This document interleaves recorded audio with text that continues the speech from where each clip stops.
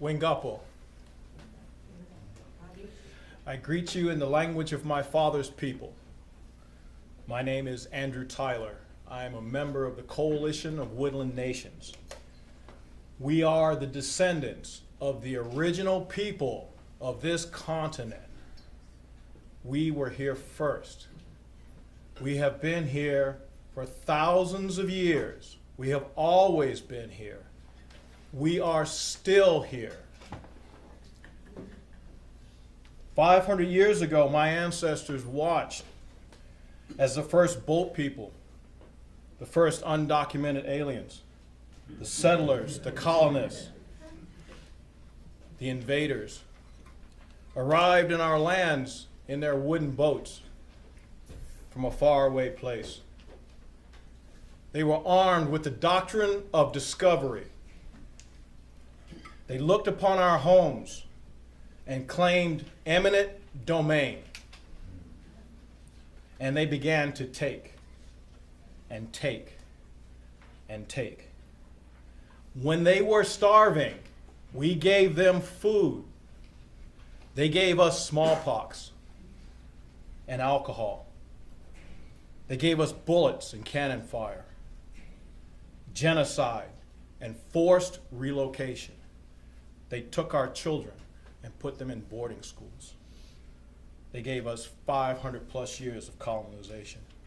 But despite their best efforts to eradicate us, we are still here. This red tear that I wear under my left eye, I wear to acknowledge the sacrifices of my ancestors. They suffered much and gave much so that I can stand here before you today, and I give them thanks. When I look to the future, I think of my grandson. When he has grandchildren of his own, what will the world be like? Will he have clean air to breathe, clean water to drink? This is why I'm before you today. My grandson is counting on me. We as Native people are taught to make decisions with the future generations in mind. My ancestors thought 7 generations in the past, ahead, and I'm looking 7 generations into the future. I can't let him down. Look around you, you'll see that I'm not alone in this. So here we are today, 500 years later, and the dominant culture still looks upon our homes and claims eminent domain. Only now, they're not only looking at Native people, but non-Native people as well. People with homes and farms and businesses. Corporate entities and their political allies who are blinded by the sickness of greed. They're pitiful. I pray for their grandchildren as well as my own.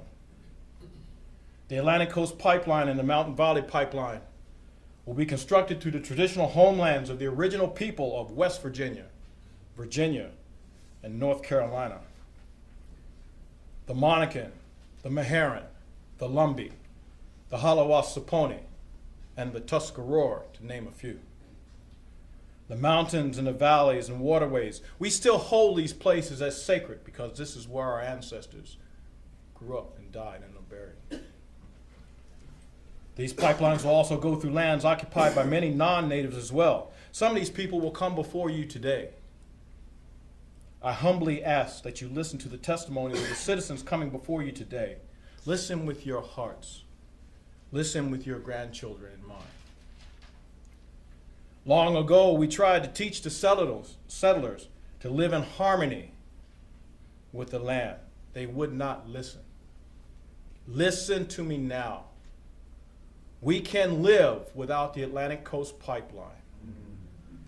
We can live without the Mountain Valley Pipeline. We cannot live without clean water.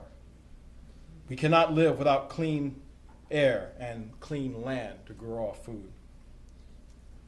In closing, I give thanks for the honor and privilege of being able to stand before you today. I give you many blessings. Buscone.